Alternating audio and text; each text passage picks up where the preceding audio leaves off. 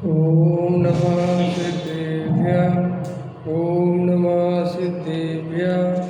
ओम नमः सिद्धेभ्यः। निर्मल ज्ञान परिठिया कम कलंक गएबी। अपाल दौजेड़ परू ते परमा पिड़वे। संताप मानस जिनके गुणों की वे वर्धमान मान जिन विचरे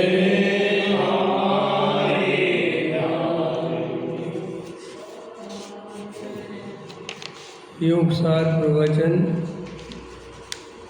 पृष्ठ क्रमांक 8 गाथा 4 पे पूज्य गुरुदेव श्री के जो प्रवचन है उसके आधार से चर्चा चल रही है। देखो क्या कहते हैं, भाई तेरा आत्मा राग बिना का ही है, उसके बदले मैं राग बिना नहीं रह सकता। ये तो मूढ़ बहरातपन है, अथवा बाहर के दयादान आदि राग भाव पुण्य भाव से निश्चय धर्म प्राप्त होगा, ऐसा मानने वाला राग का त्याग करना नहीं चाहता। यह मिथ्या दर्शन से मूर्छित जीव सुख को प्राप्त नहीं करता, क्योंकि स्वभाव में सावधान नहीं है। अतीन्द्रिय आनंद कंद प्रभु को भूलकर विकल्पों में सावधान होने से सुख के बदले दुख ही पाता है। सांसारिक सुख दुख वास्तव में दोनों दुख ही है। यहाँ जो सुख की बात है वह तो अतीन्द्रिय सुख की बात है। देखो क्या कहते हैं गुरुदेव श्री, स्वभाव में सावधान नहीं है। अपन जो है राग में, संसार में, संयोग में, इनमें सावधान है।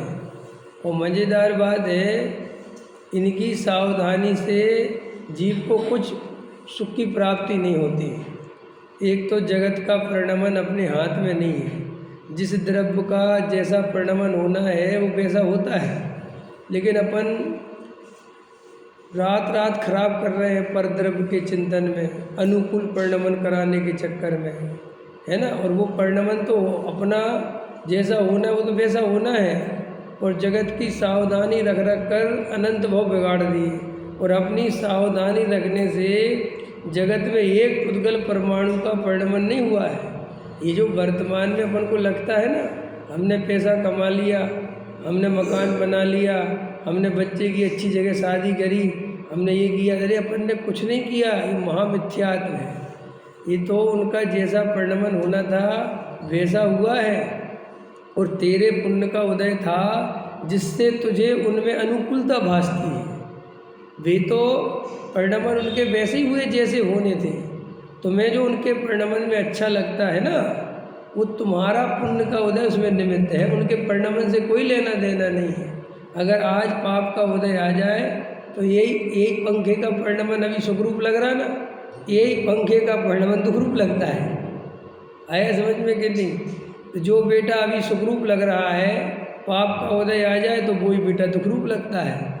तो आचार्य कहते हैं कि ये जो पर में सावधानी करते हो, परिणामों में सावधानी रखते हैं कई जी, परिणाम सुधारना, परिणाम नहीं बिगाड़ना, लेकिन वास्तव में परिणाम बिगाड़ना, परिणाम सुधारना जीव का कार्य नहीं है।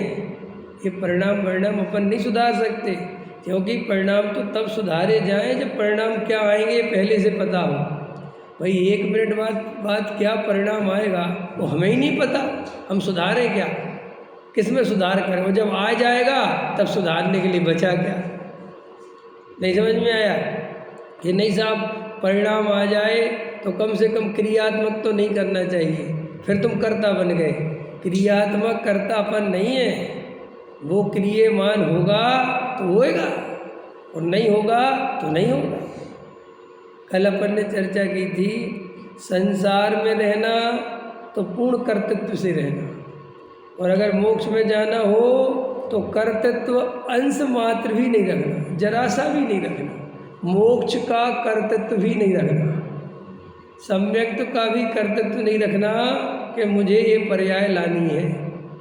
उसमें भी ऐसी समता चाहिए, सम्यक दर्शन की पर्याय भी जब अपनी योग्यता से आएगी, मैं उसका कर्ता नहीं हूँ। देखो इतनी गहराई से और इतनी ऊंचाई का कर्ता अकर्ता ज्ञायक स्वीकार करते हैं तो आत्मानुभूति होती है।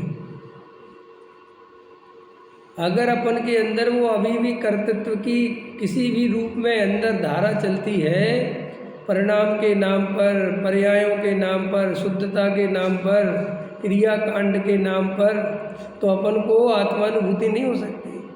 आज ही अभी गुरुदेव श्री का सुबह प्रवचन सुन रहे थे, उसमें गुरुदेव श्री ले रहे परमात्म प्रकाश के आधार से कि देखो भाई, जैसे कोई साकड़ से बंधा हो और फिर उसे साकड़ से छोड़ दिया, समझ में आया? तो पहले बंधा हुआ था और अब ये छोड़ दिया, ये कहना तो उचित है, लेकिन शुद्ध न्याय की दृष्टि से इस भगवान आत्मा को बंधा हुआ कहना ये अनुचित है, क्योंकि यह भगवान आत्मा कभी बंधता ही नहीं। अरे बंधन और मुक्ति तो एक समय की पर्याय में है, और पर्याय मेरे से भिन्न है। पर्याय मैं नहीं हूँ, पर्याय मेरी नहीं, पर्याय तो मेरे से सदा काल भिन्न है। मेरा और पर्याय का नेचर नहीं मिलता, क्योंकि मैं शाश्वत तत्व हूँ, मैं ध्रुव तत्व हूँ, और पर्याय क्षणभंगुर है, उत्पाद व्यय वाली है। चाहे मुक्ति की पर्याय हो और चाहे संसार की पर्याय हो, चाहे बंध की पर्याय हो, चाहे मोक्ष की पर्याय हो। और समय सार की 14-15वीं गाथा याद कर रहे थे, अबद्ध स्पष्ट अनन्य अविशेष है ना, नियत देखे आत्म को, वह संपूर्ण जिन शासन को देखता है। जो अपने को बंधा हुआ देखता है वो जैन शासन को नहीं देखता। मेरे में बंधन है, मैं बंधा हुआ हूँ, ये मान्यता मिथ्यात्व है कि साहब ऐसा क्यों बंधे नहीं, क्या अपन राग द्वेष नहीं कर? अरे भैया ये पर्याय में है, और अगर तू पर्याय के लक्ष्य से ही अपनी सत्ता मानेगा तो ध्रुव की सत्ता का भान हुए बिना मुक्ति नहीं होती। हमारा उद्देश्य क्या है? बंधन की अनुभव, बंध बंध बंध पर्याय, पर्याय की अनुभूति करना कि स्वभाव की अनुभूति करना? स्वभाव की अनुभूति करे तो मुक्ति है, तो सुख है। तो क्या कहते हैं, पर द्रव्य में सावधानी अज्ञानता है, क्योंकि पर द्रव्य के कर्ता धर्ता हम नहीं हैं। तो देखो क्या कहते, स्वभाव में सावधान नहीं, बस अपने स्वभाव में सावधान होना माने स्वभाव में करना कुछ नहीं है। स्वभाव तो जैसा है वो तो वैसा ही है। आत्मा शाश्वत है, त्रिकाली है, ज्ञान स्वभावी है, जाननहार है।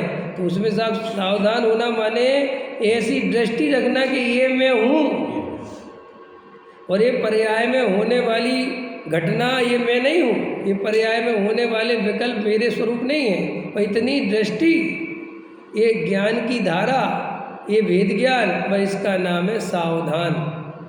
और इस स्वभाव में जो सावधान है वे ही मुक्ति के पात्र हैं, वे ही सम्यक दर्शन के पात्र हैं।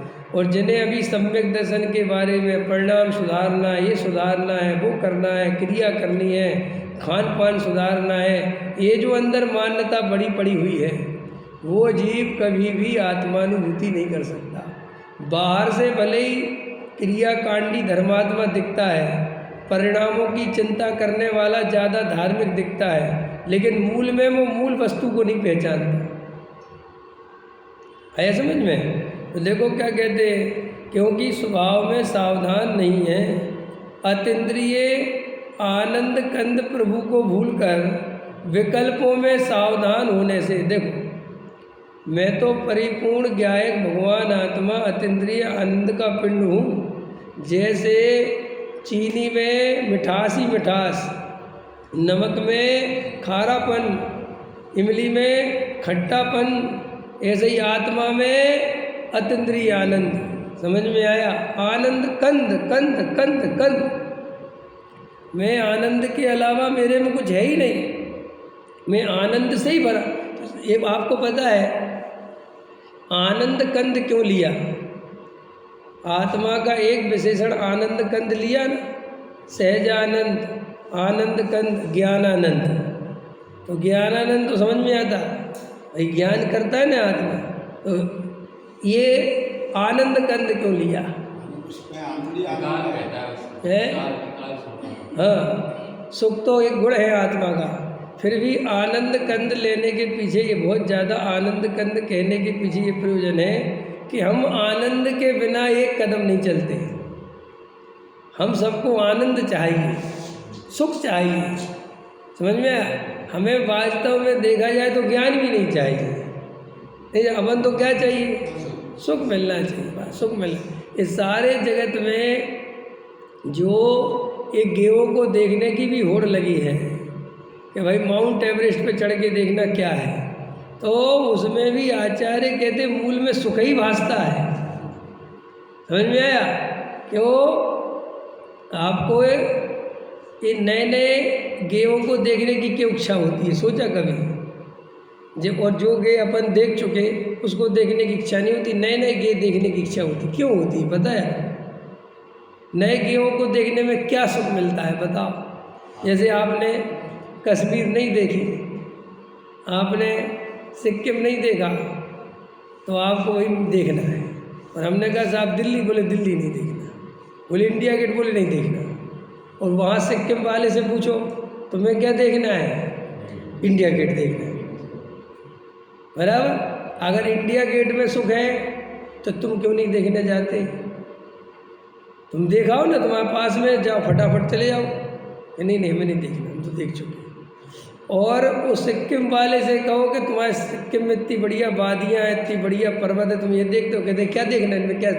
इसका मतलब गेहूँ में सुख तो नहीं है, क्योंकि अगर गेहूँ में सुख होता तो उसको मिलना चाहिए और मुझे मिलना चाहिए, लेकिन ऐसा तो नहीं हो रहा। वो कह रहा कि मैं इंडिया गेट देखूंगा तो सुख मिलेगा, और मैं कह रहा हूँ कि तेरी कश्मीर देखूंगा तो मुझे सुख मिलेगा। है प्रश्न ये है कि कश्मीर में सुख होता तो उसे मिलना चाहिए, अगर इंडिया गेट में सुख था तो मुझे मिलना चाहिए, लेकिन ये क्रॉस में जाके मिल रहा है, तो फिर सुख क्या क्या मतलब है? तो सुख बाहर में से नहीं आता, गेहूँ में से सुख नहीं आता। जैसे गेहूँ में से ज्ञान नहीं आता, ऐसे ही गेहूँ में से सुख भी नहीं आता। फिर सुख आता किस चीज़ से? सुख आता है तुम्हारे अंदर जो मान्यता है और जो तुम्हारी तीव्र इच्छा हुई सिक्किम को देखने की, तो इच्छा से पहले दुख पैदा हुआ। क्या पैदा हुआ? दुख। और फिर दुख वो जाके वहाँ मिटा, उसका नाम सुख। समझ में आया कि नहीं आया? ये कहानी है। हाँ देखो भाई, समझो कैसा स्वरूप है। रात को अच्छी नींद किसे आती है? जो दिन भर मेहनत करता है ना सिस्टम। कोई आदमी कहे कि रात को और अच्छी नींद आएगी अगर अपन दिन में बहुत अच्छा सोएंगे। क्यों? कि जितना बढ़िया अभ्यास सोने का करेंगे रात को उतना बढ़िया और बढ़िया नींद आएगी। ऐसा तो नहीं है? दिन भर गधा मजूरी करो तो रात में नींद अच्छी आती है, लेकिन दिन में सोते रहो तो फिर रात में नींद नहीं आती। ऐसे अगर हमारी इच्छा ही नहीं हो तो हमें इस संसार में जो क्षण भर का सुख दिखाई देता है वो भी दिखना बंद हो जाएगा। वास्तव में वो जो संसार का सुख है वो सुख नहीं है, वो तो हमारी इच्छा पैदा हुई जिसके कारण हमें सुख दिखता है। आया समझ में? जैसे उदाहरण के लिए देख लो, अपन भरे पेट हो, अपने को भूख नहीं लगी हो, एकदम घर से बहुत भोजन बढ़िया करके चले, तो अपने को मिठाइयों की दुकानें है ना, कोई सुगंध नहीं आती भोजन की, अपनी जो है नासा पुष्ट सुगंध ही नहीं लेते, देखते ही नहीं भोजन की तरफ। लेकिन अगर भूखे हो, भूखे पेट हो, तो फिर वो दिखता है। देखो श्री गुरु कहते हैं ना स्त्री सुंदर है ना पुरुष सुंदर है, तेरी वासना जितनी गहरी हो वो उसे उतनी सुंदर बनाती है। आप नहीं होते तो आपके प्रैक्टिकल अनुभव की बात है रोज की। अगर हमारे अंदर वासना नहीं है तो हमें को कोई कहेगा ये कितनी सुंदर स्त्री है, कहा क्या है कुछ नहीं। और अगर वासना तीव्र हो जाए तो काली कलूटी स्त्री भी सुंदर दिखे। ये क्या है जगत का स्वरूप? तो ये गेहूं में से सुख नहीं आता। समझ में आया कि नहीं आया? अरे ये तो भ्रम है कि गेहूं में से सुख आता है। फिर सुख कहाँ से आता है? तेरी स्वयं की मान्यता से तेरी इच्छाएं जो पैदा होती उनके कारण तुझे वहाँ सुख दिखाई देता है। जैसे प्यास लगी हो तो रेगिस्तान में पानी दिखने लगता है, और पानी तो है नहीं लेकिन दिखता है। ऐसे श्री गुरु कहते पर द्रव्यों में कोई सुख नहीं है, ये तो तेरे अंदर तीव्र इच्छाएं, लालसाएं, वासनाएं, कामनाएं जन्म लेती हैं, जिसके कारण तुझे ये पर पदार्थ सुखी है मैंने सुखरूप दिखाई देते हैं। लेकिन जिनने वस्तु स्वरूप समझा और अपने त्रिकाली ध्रुव भगवान आत्मा की दृष्टि करी, ये पहचाना संसार का स्वरूप, कह रही यहाँ कुछ है ही नहीं, ये तो भ्रम है, और मैं स्वयं अतीन्द्रिय आनंद का पिंड हूँ, और उस अतीन्द्रिय आनंद के पिंड में रम कर, अपनापन कर कर, स्थिरता कर कर जो कसाय चौकड़ी गई, जो वो कसाय परद्रव्य में सुख दिखाती थी, वो जो मिथ्यात परद्रव्य में सुख बताता था, वे गए। तो वे गए तो समता भाव आया, समता भाव आया तो इच्छा नहीं रही, इच्छा नहीं रही तो अपने आप ही पर पदार्थों में से सुख की जो धारा है वो टूट गई, खत्म हो गई। ये कोई दम नहीं, ये तो अपन क्या है गहराई से विचार नहीं करते, इसलिए अपन बेहोशी में वासनाओं में पड़े रहते हैं और कल्पना करते रहते। मनोवैज्ञानिक तो कहते हैं जीव जितना कल्पना में सुख मानता है, रियल में वैसा सुख संसार में है ही नहीं। ये तो हम वैसी कल्पना कर कर के सुख मानते हैं कि गाड़ी होगी, बंगला होगा, ये होगा, और जब वो हो जाता है तो अगर वो कल्पना में जितना सुख माना था उसका 1% सुख नहीं मिलता, तो फिर अपने को समझ में आया गेहूँ से सुख नहीं मिलता। और क्या है, नए नए गेहूँ को देखने की इच्छा क्या है।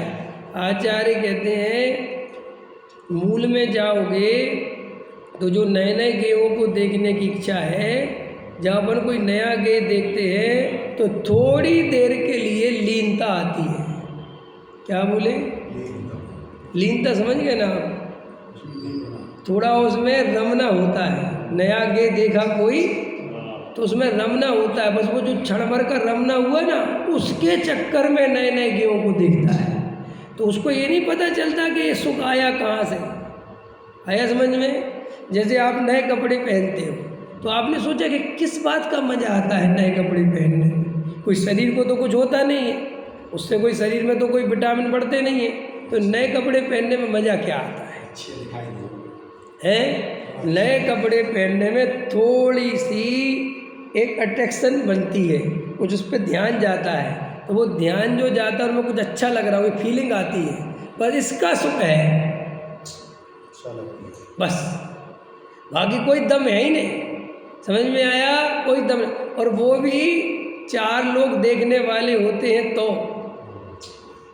अगर कोई देखने वाला नहीं हो तो फिर तो बिल्कुल, इसलिए आपने देखा आदमी घूमने जाता है तो समूह में जाता है, अकेले घूमने का मज़ा भी नहीं आता आदमी को। समझ में आया कि नहीं? साथ में जाता तो क्यों कि ये घूमना फिरना, ये पर्वतों पे जाना, ये करना, इसके पीछे लॉजिक ये है कि थोड़ी देर के लिए उन गेयों में रम जाता है, और चित्त में जो अनेक प्रकार की आकुलताएं चल रही होती हैं वे क्षण भर के लिए समझ लो रुक जाती हैं, तो बस उसको वो सुख मिलता है। देखो शराब एक तरह की नहीं होती, शराब कई तरह की होती है। ये जो तुम्हारी शराब दुनिया में फेमस है, ये शराब तो बहुत शराब है ही, इसकी तो कोई बात नहीं, लेकिन एक गेहूँ की शराब होती है। हाँ, गेहूँ का नशा, नई नई जगह देखना, ताकि थोड़ी देर के लिए वो नशा चढ़ता है ना गेहूँ का, तो इस संसार की चिंता कम होती है। और खतरनाक बोले मंदिर की भी शराब। समझ में आया? तो वहाँ जाता है तो थोड़ी देर के लिए चिंताएं भूल जाता है, तो कहता मंदिर में जाते में बहुत अच्छा लगता है। किस बात का अच्छा लगता है? कि हमें थोड़ी देर के लिए आधा घंटा जब प्रवचन में बैठते हैं तो सब चिंताएं खत्म हो जाती हैं।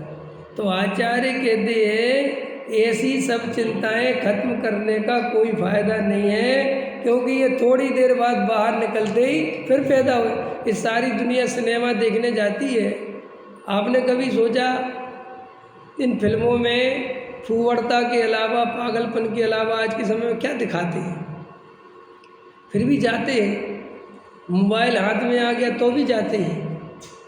तो आपने सोचा जब टीवी आई तब सिनेमा वालों को लगा कि हमारा सिनेमा नहीं चलेगा, क्योंकि अब तो घर में टीवी आ गई, लेकिन नहीं, सिनेमा फिर भी चले। फिर बड़ी एलईडी आ गई, बोले अब तो सिनेमा गया, फिर भी सिनेमा चला। फिर हाथ में मोबाइल आ गया तो सिनेमा वालों ने कहा अब तो गया, बोले नहीं गया, फिर चला। तो आखिर मोबाइल हाथ में है, टीवी घर में है, तो भी जीव वहाँ क्यों भागता है? क्योंकि यहाँ तुम जो रील बदलते हो, तुम्हारे हाथ में है ना चैनल, है ना? बोलो, तुम्हारे हाथ में कर्तापन दिया तो तुमने दुख पैदा किया, करा कि नहीं करा? और वहाँ रील चल गई ऊपर, सीधे बैठ जाओ 3 घंटे 200 रुपये की टिकट लेके, अब जो चित्र आ रहा देखो।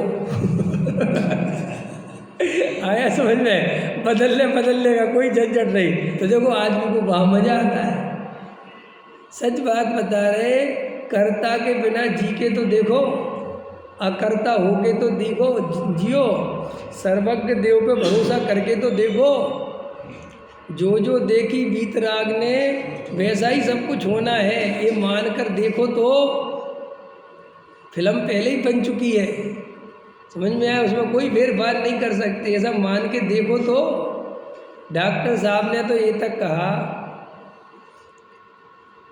कि मति के अनुसार गति नहीं, इसमें कर्तृत्व आता है, गति के अनुसार मति लिखो तुम। समझ में आया कि सही? किसी बात कर रहे कि हाँ जैसी गति होनी है वैसी मति हो जाएगी, तुम जैसी मति रखोगे वैसी गति हो जाएगी। इस चक्कर में लोग परिणाम, क्रिया और परेशान बने हैं। श्री गुरु कहते वस्तु स्वरूप की सच्ची श्रद्धा कर, जहाँ जैसा परिणमन होना होगा वो सर्वज्ञ देव के ज्ञान में झलका है, मैं उसके सुधारने बुधारने वाला नहीं हूँ।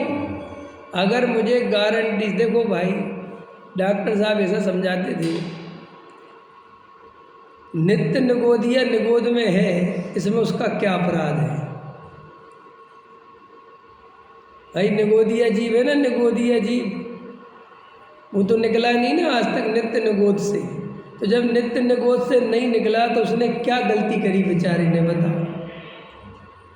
उसने कौन से मिथ्यात्व का सेवन किया, कौन से विषय भोगों का सेवन किया, कौन से गलत काम करे, क्या हिंसा, झूठ, चोरी, कुछ कराया उसने? भैया वो है ही नित्य निगोद, उसका नाम ही नित्य निगोद, जहाँ से आज तक निकला ही नहीं है। और गजब की बात देखो, 6 महीने 8 समय में 608 निकले, जो निकले उनने क्या किया? क्या उत्तर है आपके पास? लाओ पुरुषार्थ की तरफ से 2 उत्तर दिखाओ मुझे, क्या पुरुषार्थ किया? समझ में आया? और अगर तुम कहोगे कि उनने पुरुषार्थ किया तो बाकी ने क्यों नहीं किया, फिर वे क्यों नहीं निकले? समझ में आया? तो फिर आप क्या कहते हैं कि साहब वस्तु का स्वरूप ही ऐसा है। तो डॉक्टर साहब कहते थे तू इतना वस्तु का स्वरूप मान लेता है तो आगे का ये साधक तो अनंत काल का तो तूने स्वीकार कर लिया। कितना काल? भाई निगोदिया जीव जो नित्य निगोद वाला है वो कितने काल से है? उसमें अनंत काल से है ना। तो अनंत काल की गणना तूने स्वीकार कर ली, और जब वो निगोद से निकला तो कितने काल के लिए निकलता है? साधिक 2000 सागर के लिए, बराबर। तो डॉक्टर साहब समझाते हैं कि साधिक 2000 सागर में तू अपने आप होशियार समझता है, और उसमें भी साधिक 2000 सागर क्यों लेना? 1 इंद्री में तो कुछ है ही नहीं, 2 इंद्री में तो कुछ है ही नहीं, 3 इंद्री में तो कुछ है ही नहीं, 4 इंद्री में तो कुछ है ही नहीं, क्योंकि उसके मन ही नहीं है, सोचने समझने की शक्ति नहीं है, वहाँ क्या करें? तो कुछ काल के लिए समझ लो संगी पंचेंद्री हुआ, और वहाँ से अपने ऊपर कर्तृत्व का बोझा लेके आता है, मैं ये करूँगा, मैं ये करूँगा, मैं ये करूँगा। अरे तू क्या करेगा भैया? निगोद से निकलने में तूने कुछ नहीं किया, तेरी योग्यता थी तो तू निकल गया, और ऐसे ही तुझे मोक्ष में जाना होगा तो गारंटी से मैं मोक्ष जाऊँगा। बोलो साहब पुरुषार्थ करना पड़ेगा कि नहीं? बोलो। ये स्वीकार करना दुनिया का सबसे बड़ा पुरुषार्थ है। करके तो देखो, करो। निमित्त की दृष्टि छोड़ के तो देखो, कर्तृत्व की दृष्टि छोड़ के देखो तो पता चलेगा कितना पुरुषार्थ। ये जो अपन लेके आते ना, सब पुरुषार्थ तो करना पड़ेगा। जिन जीवों की ये भाषा है ना, पुरुषार्थ तो करना पड़ेगा, ऐसे थोड़ी काम चले, अपने आप थोड़ी मुक्त चले जाएंगे। ये सब कर्तृत्ववादी जीव हैं ये सब। इनको सर्वज्ञ पे भरोसा नहीं है, इनको केवल ज्ञान पे भरोसा नहीं है, इनको अपने पुरुषार्थ। अरे पुरुषार्थ की बात ऐसी है, जब उपादान जगता है तो वैसे ही निमित्त, वैसे ही वो पुरुषार्थ, वैसे ही परिणाम, सब कुछ उपादान के आधार से तैयार हो जाता है। ये बात अगर अपनी समझ में आ जाए तो अनंत बोझा उतर जाए कर्तृत्व का, बदलने का, चेंज करने। और सुनो, जब अपनी ही पर्याय अपन नहीं कर सकते तो ये सारे जगत के परिणमन की चिंता दिमाग से निकल जाए। क्या करना किसी का परिणमन, साहब मंदिर कैसे चलेगा, जिन शासन आगे कैसे बढ़ेगा, दुनिया का क्या होगा। अरे क्या होगा, सर्वज्ञ देव से जाके आज पूछे आओ श्रीमंदर भगवान से तो तुम्हारी पूरी कुंडली उनके पास है। अच्छा बताओ वज्रसेन जी, आपकी कुंडली उनके पास है कि प्रत्येक द्रव्य की कुंडली उनके पास है? अपन पता सर्वज्ञता को ज़्यादा लंबाते नहीं समझ में आया आपको? अपन ज़्यादा सर्वज्ञता पे विचार नहीं करते, क्योंकि सर्वज्ञता पे ज़्यादा विचार करो तो अपना कर्तव्य तोड़ता है,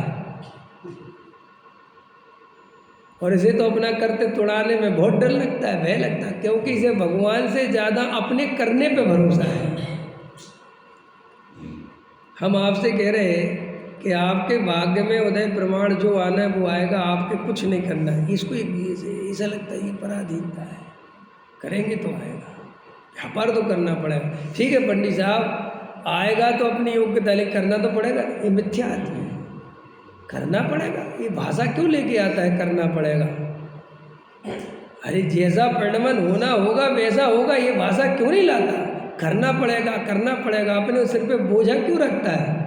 पूज्य गुरुदेव श्री ने कोई क्रमबद्ध पर्याय हवा में नहीं निकाल दी, कोई अपने घर से नहीं निकाल दी, कोई काल्पनिक नहीं निकाल दी, आगम में क्रमबद्ध। देखो कई लोग बोलते बहुत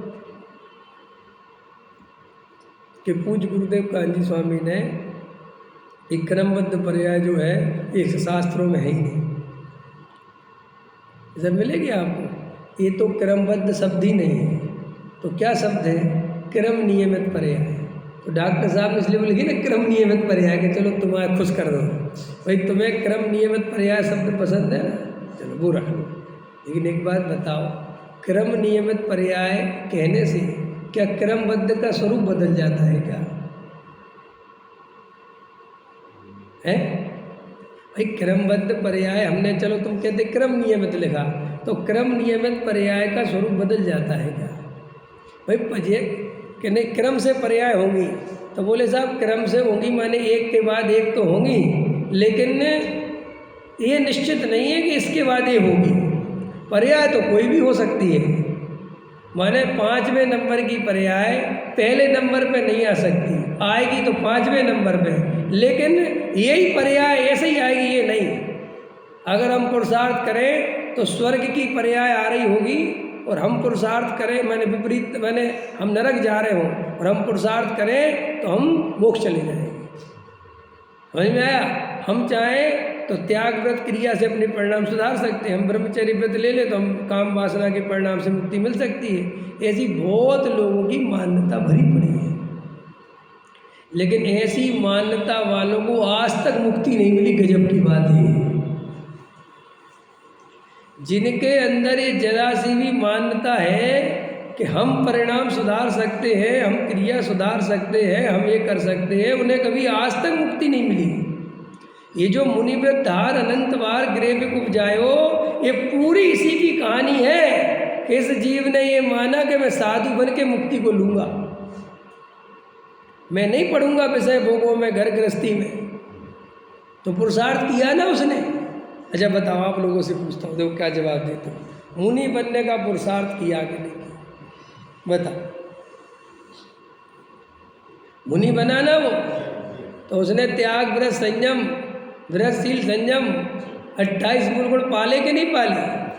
उसका पुरुषार्थ मानोगे कि नहीं मानोगे? बोलो क्या मानोगे? बताओ सुनील जी, भाई साहब बताओ क्या मानोगे आप? हैं? नहीं, हम क्यों बताएं? अरे आप पुराने पंडित जी हो, बताओ। हम तो नए नए पंडित जी हैं। और सुनील जी तो हमारे पिताजी सवार हैं। बताओ, आप तो बताओ। वो तो क्या हमारा विवेक है ना, छोटा भाई। बताओ, वो तो बहुत स्वाध्याय करते इसलिए पूछ रहा हूँ। देखो अपन को अंदर में लगता है इसने पुरुषार्थ किया, कोई पुरुषार्थ नहीं किया। काहे का पुरुषार्थ भाई? उस द्रव्य की ऐसी योग्यता थी कि उसे मुनि बनना था, उसकी कसाई की योग्यता मंदता थी तो बन गया। अब तुम इस कथनों को कितनी घुमा लो। कैसा?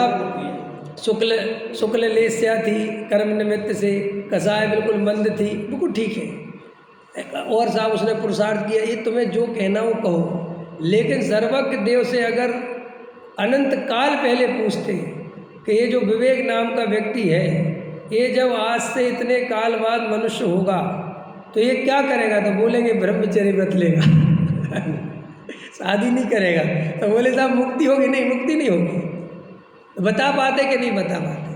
डॉक्टर साहब तो ऐसा समझाते थे इसमें कि ब्रह्मचारी जो होते हैं उन्हें ये अभिमान नहीं करना चाहिए कि हमने शादी नहीं करी है। उन्हें ये समझना चाहिए कि तुम्हारी शादी होनी नहीं थी इसलिए नहीं हुई। समझा? मैंने नहीं करी, मैंने ये नहीं करा, ये कर्तृत्व मत ला। हमारे उसमें क्या है भैया? नहीं होनी थी, नहीं हुई। 24 थी दंकर में से 5 की नहीं हुई, 5 ही है ना, पंच वाले थे, 19 की हुई। तो 19 ने ये नहीं मानते कि हमने करी, और वे 5 ये नहीं मानते कि हमने नहीं करी। अगर ऐसा माने तो उसी समय मिथ्या दृष्टि। अरे बोलो खतरनाक बात। और सुनो, 24 के 24 मुक्ति में गए कि नहीं गए? और उसी भाव से गए कि नहीं गए? भाई एक ने ब्रह्मचारी व्रत लिया तो क्या भाई जल्दी चले गए क्या मुक्ति में? बोलो, ये हमारी मान्यताएं ठीक नहीं है। लोगों के दिमाग में बहुत भरा पड़ा है कि बाहर की कसाई की मंदता, ये तुम्हारी क्या हो रही क्रियाकांड, ये मोक्ष मार्ग में सहायक, कोई सहायक वायक नहीं है। बिल्कुल प्रत्येक पर्याय स्वतंत्र है। अगर तुम इसको ऐसा मानोगे तो वो घटित नहीं होता। देखो कैसे भरत जी लास्ट मोमेंट तक राज में रहे, विषय भोगों के बीच में रहे, कोई कुछ करते ही रहे तो।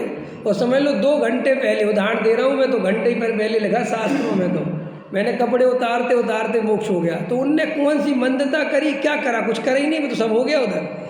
और महावीर भगवान को 12 वर्ष लगे केवल ज्ञान लेने में, लगे कि नहीं लगे? ब्रह्मचारी थे ना। और मल्लनाथ को 6 दिन लगे। समझ में ऐसे है ना सबके, उनको इतने लगे तो सबका मिला लेना, मुझे सबका तो याद नहीं। उनको 56 दिन लगे नेमिनाथ भगवान को। डॉक्टर साहब तो ऐसा समझाते हैं कि अगर नेमिनाथ शादी कर लेते तो कितने दिन शादी टिकती? कि भाई 56 दिन बाद तो केवल ज्ञान आना है। समझ में आया कि नहीं? तो श्री गुरु कहते कि अपने ऊपर कर्तृत्व मत ला भैया। हम विकल्पों के फेर फार के करता नहीं है।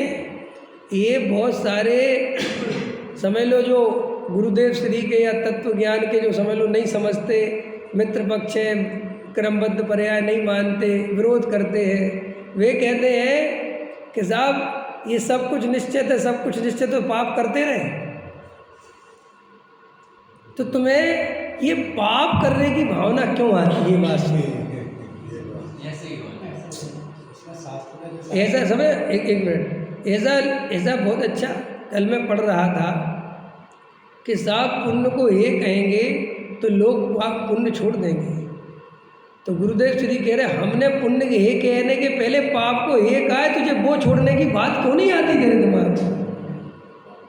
आए समझ में? पुण्य छोड़ देंगे मतलब अंदर से तू पुण्य छोड़ना ही चाहता है, पुण्य कर रहा है जबरदस्ती और पाप हो रहा है सहज। इसलिए जो सहज होता है उसके छूटने का खतरा नहीं है, जो जबरदस्ती कर रहा है उसके छूटने का भय है, असलियत है ये। हाँ बताइए क्या कह रहे हैं?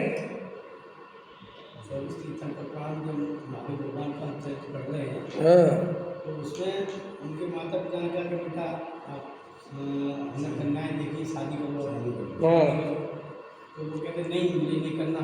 हाँ कहते कि जो है बहुत तीर्थंकरों ने जो किए हैं हाँ उनको नहीं करना। हाँ कहते कि उनकी तो आयु बहुत लंबी थी, बराबर तो मेरी तो आयु कम है, बराबर तो मैं कैसे कर सकता हूँ? बराबर आराधना में मेरा उपयोग लगता है। बराबर। तो इसमें कर्तव्य तो नहीं आया था। ये उनका पहले तो अब ऐसा महावीर ने कहा कि नहीं कहा यही पक्का नहीं है भाई, वो तो नहीं अब लेकिन नहीं हमें, लेकिन हम ऐसा इसलिए नहीं कह रहे। ये पहला बात है कि भाई इसी पे संदेह कब करा कि नहीं क्या, ये तो अभी जाने। लेकिन लिखने वाले का तो भाव वैराग्य दिलाने का है। भाई संसार पंच इंद्रिय के विषय भोग फंसने योग्य थोड़ा ही है, ये रहने योग्य थोड़ी। उपदेश तो ऐसा ही है, लेकिन मान्यता ये चाहिए कि अगर तेरी योग्यता फंसने की होगी तू फंसेगा। देखो टोडामल जी साहब ने एक जवाब दिया बहुत अच्छा मोक्ष मार्ग प्रकाशक में, कि भाई उपदेश तो ऊंचा ही चढ़ने का होता है। अब ये थोड़ी तुमसे कहेंगे जाओ पापों में कूदो, ये कौन देगा उपदेश? अगर कोई आएगा तो भैया अच्छे रहो, संयम से रहो, विषय कसाय छोड़ो, इनमें कोई सोच। लेकिन ज्ञानी ये बहुत अच्छे से जानते हैं कि मेरे कहने से छोड़ने वाला नहीं है, इसकी योग्यता होगी तो छोड़ेगा। तो एक तो वो महावीर ने कहा कि नहीं कहा, पहली बात। दूसरी बात, अगर कहा भी है तो इसमें कर्तव्य तो कहाँ आया? चारित्र मोह के उदय में ऐसी बात कह सकता है जी? माने कि हमने नहीं फंसना। अब भाई कुछ तो कहेगा ही कि नहीं कहेगा? अरे इसका पुरुषार्थ, वो जिस पुरुषार्थ की बात चल रही वो मान्यता के पुरुषार्थ की चल रही, कि अंदर वो ऐसा नहीं मानते कि मैं शादी नहीं करने वाला। अंदर तो उन्हें पता ही है कि मैं इसका करने धरने वाला मैं नहीं हूँ, लेकिन ऐसा परिणाम तो आएगा ना, नहीं होनी है तो। नहीं समझ में आया? अरे भाई मेरी शादी नहीं होनी, मेरी योग्यता क्या है? नहीं होनी, तो निमित्त रूप में परिणाम भी तो ऐसा आएगा कि नहीं करनी। अरे आप लोग कल के प्रवचन पे ध्यान नहीं दिया, शाम को भी लिया था और अभी फिर कल भी लिया था और अभी फिर समझा रहे हैं। तुम ऐसा क्यों मानते हो कि ये विकल्प कर लिया तो मिथ्या दृष्टि हो गया? अरे भाई वो विकल्प भी उस भूमिका में उस कार्य के लिए आवश्यक है, तब तो वो विकल्प आएगा नहीं कि नहीं आएगा? भाई तुम्हें करोड़पति बनना है और लॉटरी के टिकट से बनना है उदाहरण के लिए, तो तुम लॉटरी का टिकट खरीदोगे कि नहीं? बताओ कि नहीं मैं नहीं खरीद। अरे तुम्हारे हाथ में नहीं है भाई। अगर करोड़पति बनना है तो वो लॉटरी का टिकट लेने का राग आएगा। तुम कहोगे मैं राग करूँगा ही नहीं, कैसे नहीं करोगे? करना ही पड़ेगा। नकुल और सहदेव को सरवार सिद्धि में जाना था। अच्छा चलो, 5 पांडव जब तपस्या करने बैठे, चलो उसके पहले ले लो, जब राजपाट में ही थे और अपन किसी मुनिराज के पास, केवल ज्ञानी परमात्मा के पास जाते और पूछते कि महाराज ये पांचों के पांचों जीव सम्यक दृष्टि है कि नहीं? हाँ बिल्कुल, पांचों के पांच छाया सम्यक दृष्टि, चलो बिल्कुल ठीक हो गया। अच्छा ये पांचों साधु बनेंगे कि नहीं? बिल्कुल बनेंगे, बिल्कुल अच्छा हो गया। अच्छा महाराज ये पांचों को मुक्ति मिलेगी कि नहीं? इसी भाव से मुक्ति नहीं, 3 जाएंगे, 2 नहीं जाएंगे। कि महाराज 2 क्यों नहीं जाएंगे? इनको राग आएगा। कि क्या राग आएगा? कि अभी इनको उपसर्ग होगा। अब ऐसी बात तुम्हें इसलिए स्वीकार नहीं होती, तुम्हें ऐसा लगता है कि ये तो सारा चलाने वाला कोई और हो गया, ये डिसाइड पहले ही हो गया। अरे लेकिन तुम डिसाइड होने से डरते क्यों हो? सब कुछ डिसाइड होने पर भी तुम भी तो डिसाइड हो। नहीं समझ में आया? देखो पराधीनता का दुख क्या है सुनील जी? पराधीनता का दुख ये है कि तुम घर में रहना नहीं चाहते और हम तुम्हें जबरदस्ती घर में रखें, इसका नाम है पराधीनता। आया समझ में? तुम चलना नहीं चाहते और हम तुम्हें जबरदस्ती चलाएं, इसका नाम है पराधीनता। लेकिन वस्तु स्वरूप में पराधीनता कहाँ है? कि साहब समझ में नहीं है। ऐसा सिस्टम नहीं है कि तुम मोक्ष जाना नहीं चाहते और तुम्हें जबरदस्ती कोई मोक्ष भेज दे। नहीं समझ में आया? पकड़ो ध्यान से, गहरी बात समझ में आएगी तुम्हें। ऐसा सिस्टम नहीं है कि तुम करोड़पति बनना नहीं चाहे तो कोई जबरदस्ती करोड़पति बना ले, ऐसा सिस्टम नहीं। सिस्टम ऐसा है कि अगर तुम्हें मोक्ष जाना है तो मोक्ष जाने की भावना भी आएगी। वे सारे निमित्त ऐसा नहीं होगा उल्टा कि कोई व्यक्ति का मुझे मोक्ष नहीं जाना, मुझे कोई जबरदस्ती उठा के मोक्ष रख दे, ऐसा नहीं है।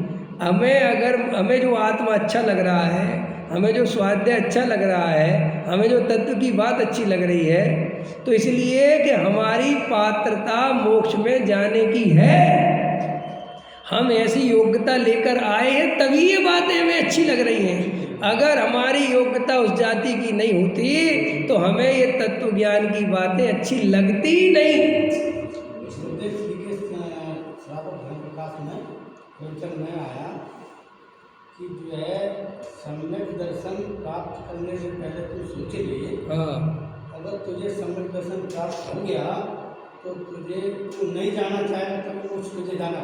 ये सब व्यवहार नहीं के कथन है, उपदेश के कथन है। ऐसा आज तक एक जीव लेके आओ जो सिद्धालय में जाके कह रहा हो कि मुझे नहीं रहना यहाँ, बोलो। चलो सिद्ध तो तुमने देखे नहीं, वे ऊपर ही चले गए।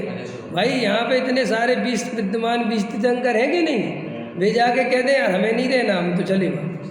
छोड़ो तुम, एक आचार्य भगवंतों ने, ज्ञानी जनों ने कभी भी मुनि धर्म अंगीकार करके उस आत्मा का आनंद लेके वापस संसार में आने की सोची हो तो बताओ। अरे हम ही तुम है ना, अभी तो अपन मुनि नहीं बने, चलो छोड़ो। अपन क्या इस संसार में इतना तत्व समझा, अपन रहना चाहते, अपन खुद अपनी बात कर लें, अपन को खुद ही नहीं लगने लगा कि हमें नहीं रहना संसार।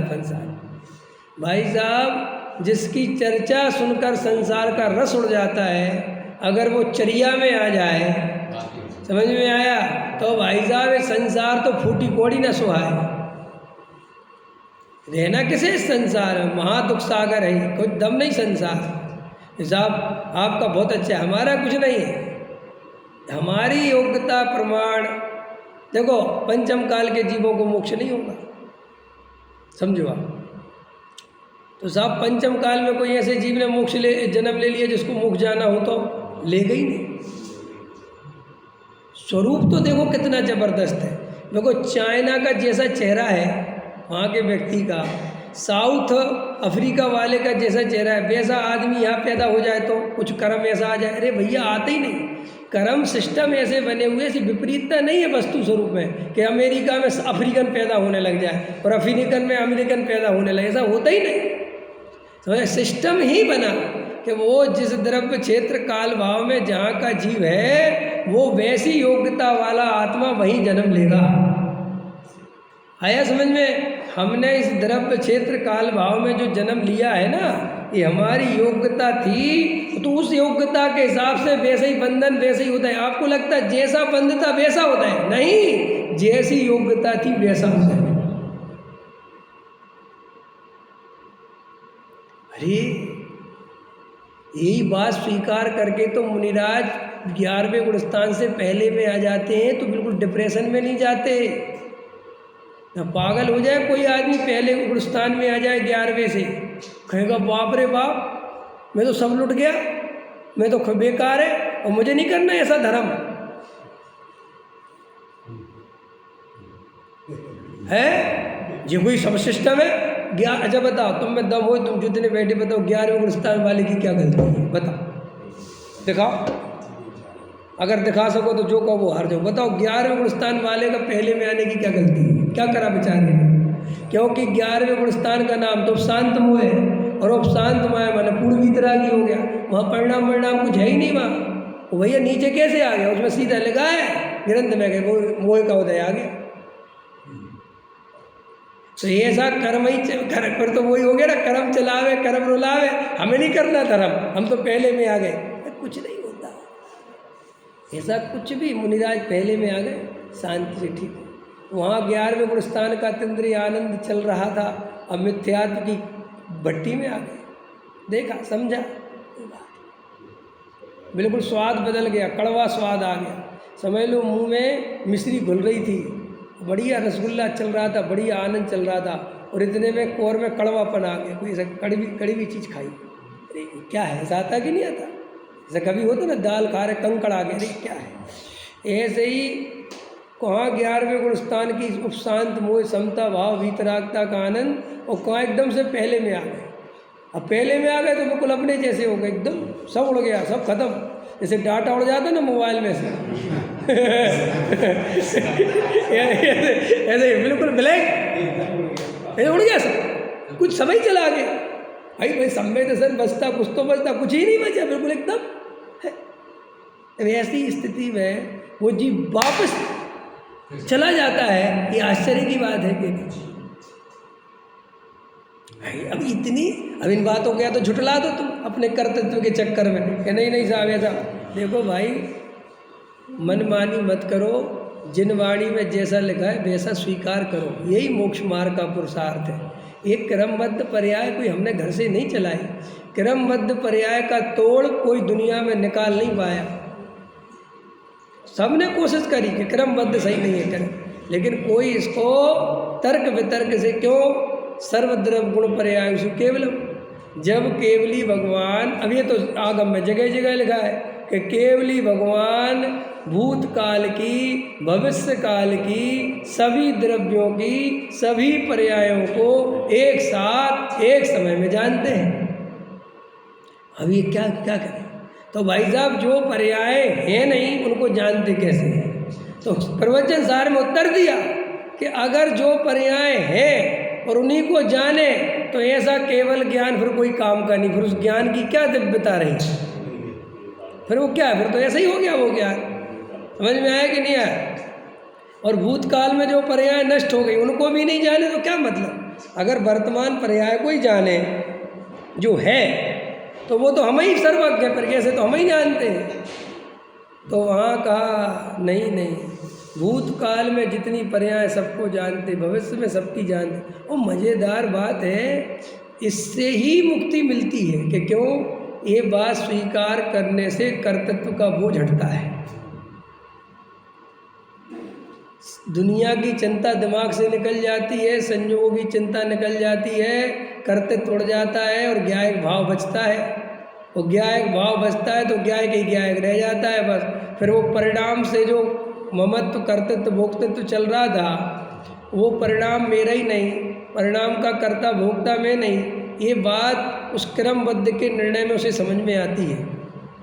और क्रमबद्ध के निर्णय से समझ में आने से जो वो कर्तृत्व की आकुलता थी, जिसके कारण वह भगवान आत्मा तिरोभूत हो रहा था, जिसके कारण वह भगवान आत्मा अनुभूति में नहीं आ रहा था। भाई भगवान आत्मा तो अनुभूति स्वरूप है, वो तो अनुभव में आ ही रहा है।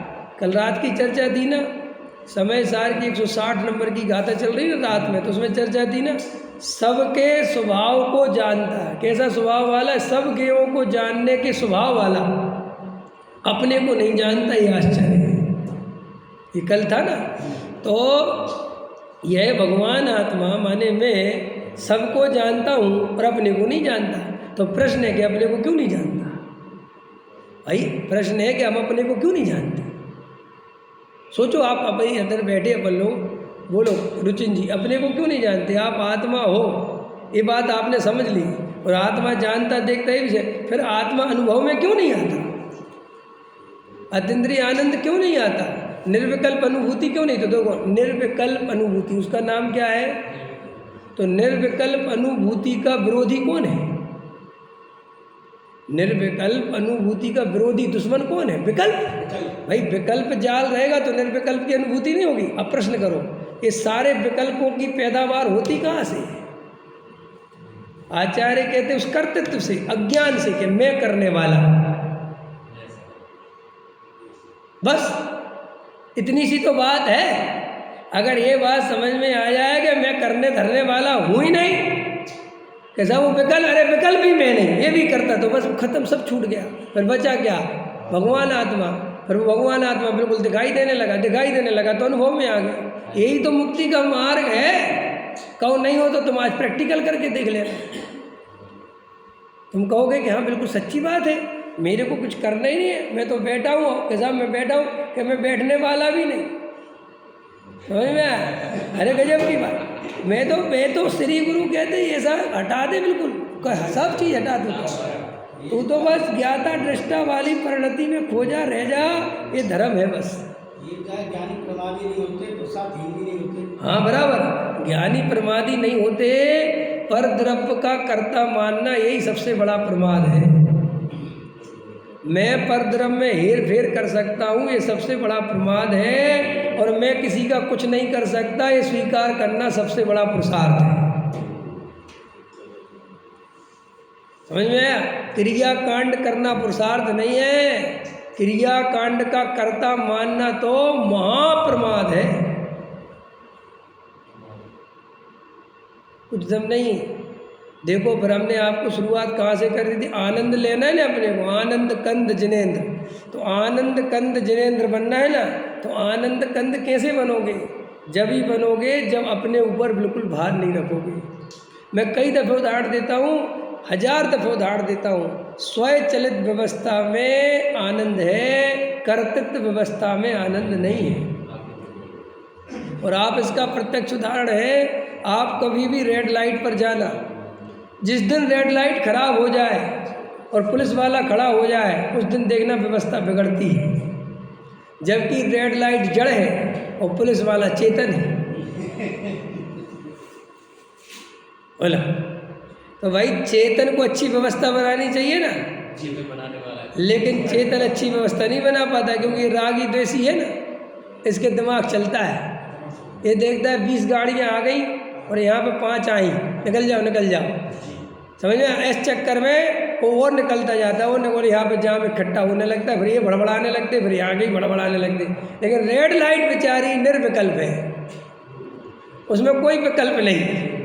समझ में आया? 30 सेकंड हुए तो रेड हो गई, 30 सेकंड हुए तो ग्रीन हो गई। बस स्वचलित व्यवस्था में सब बढ़िया है।